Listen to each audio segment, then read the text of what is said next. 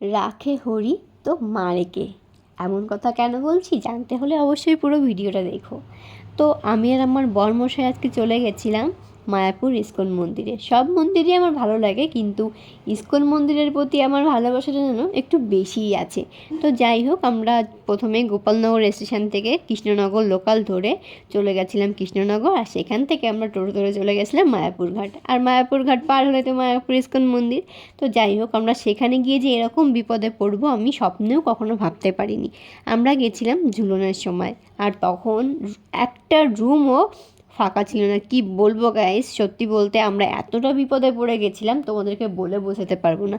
তারপর এই প্রচণ্ড রোদে গরমে মানে কি বলবো, আমার বর তো আমাকে রীতিমতো বকাই দিচ্ছিল যে তুমি আমাকে কোথায় নিয়ে আসলে, রুম পাচ্ছি না, কি করব আমি এখন, চলো বাড়ি চলে যাই, মানে এরকম টাইপের অনেক কিছু। আমারও মন খারাপ হয়ে গেছিলো, ভগবানকে বলছি ঠাকুর তোমার কাছে নিয়ে আসলে কিন্তু তোমাকে দেখার সুযোগ দিলে না।